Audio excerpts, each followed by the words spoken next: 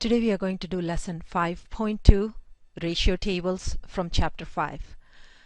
We just saw in the class and we talked about ratios. Again, ratios are nothing but the comparison between two quantities.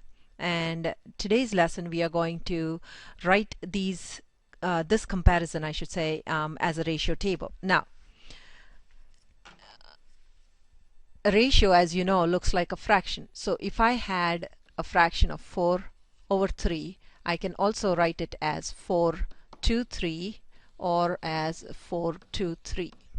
Now let's say I had 4 cats and 3 dogs, and that's how I would write the ratio, as 4/3 or 4/3 or 4/3.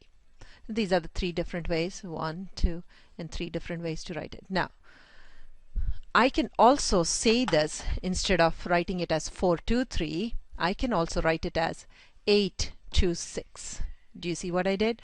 I just made them into equivalent ratios, just like we would do equivalent fractions. So I would do this as 8/6, or I could make it into 12/9.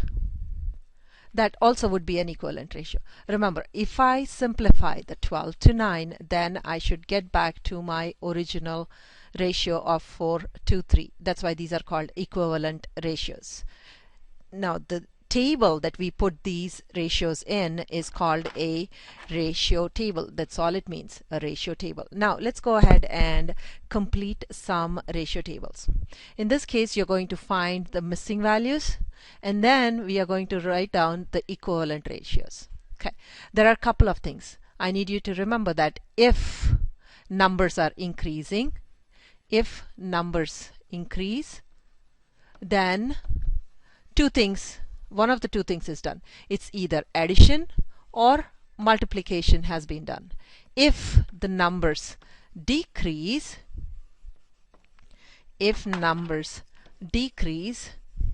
then either we subtracted or divided, because the numbers are decreasing in the ratio table. Let's take a look at this. I'm going up from 4 to a 12. I know that I'm increasing.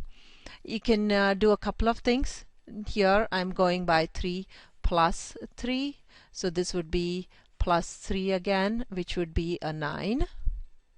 And what keeps the same ratio? So if I had a 4/3 ratio and I had a 6, since they are equivalent, and I'm adding, what would be in the numerator to give me again the same ratio? So that would be a 8.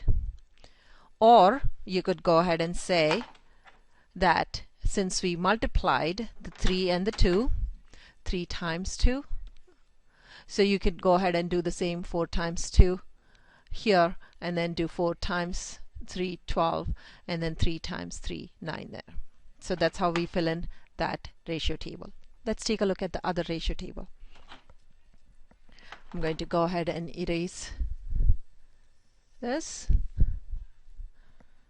All right, let's take a look at here. I have 5 times something gives me 10. So 5 and 4, I would actually go ahead and set it up this way, and I have a 10 there. There are a couple of ways. I can add a 5, or I like to just multiply by a 2. Now think equivalent fractions, equivalent ratios. Times 2 gives me 10, so obviously I have to multiply this by 2, and so that gives me 8. So this would be a 8. Now let's take a look at the last one. This one says 5/4, and I have a 32 here, and I'm looking for my missing number in the top for this. This is what I'm looking for. So how did I get the 4 from 4 to a 32? Can I do it by multiplication? And think multiplication, boys and girls, especially when you have the bigger number, which is a multiple of the smaller number. In this case, 32 is a multiple of 4. So 4 times 8. So obviously times 8. So this missing number would be 40 for me. So that would be 40. And go ahead and set it up and see if it makes sense. 5/4 and 40/32. Will I get, if I reduce it? Yes, I can reduce this by 8 and this by 8, and that's when I get a 5/4. All right. Let's move on to the next. In this same way that we did the ratio tables, we can even solve problems just like we set them up in a ratio table. So let's go ahead and finish up with some story problems. In this case, it says that you're making a juice drink, and the directions on the juice can say that you use 6 parts of water for every 1 part of juice concentrate, and that you have to use 24 cups of water. How much juice concentrate do you need? Now, I'm going to do it in 2 different ways, one where you're adding and the other one where you are multiplying. In this case, 6 to 1, if this is a 2, this should be a 12.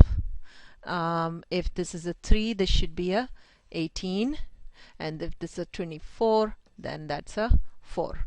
Again, I'm going up, I'm keeping the same. If I did this, I would still get a 6 over 1, which is the same ratio. They are equivalent ratios. Same thing here.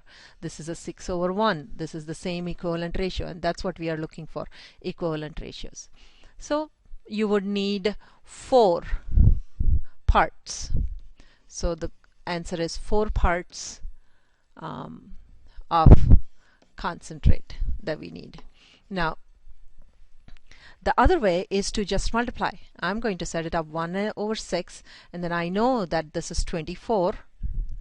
So is 24 a multiple of 6? Of course. So 6 times what gives me 24? So 6 times 4, remember, equivalent fractions, times 4. So that should be a 4 in the numerator. Either way, I get a 4. I hope you noticed this, that I have juice and water, juice first and water next in the second problem, whereas the first time around I had water and juice. Remember that it doesn't matter how you set it up, and that's the reason I wanted to write this way, that it doesn't matter how you set your words up as long as the ratio goes with it, because it's 6 parts of water. That's what I have here, and same here, 6 parts of water. Doesn't matter where you write it, it should match up with what it is. Okay, moving on to the last part of this. Again, we are going to go ahead and solve some more, or one more I should say, story problem. In this case, they are saying that you are the nutrition facts on a box of crackers shows that there are 240 milligrams in every 36 crackers, and that you are eating 24 crackers. How much sodium do you consume? Okay, I just want to go ahead and make this into a equivalent fraction that is in the simplest form before I do anything.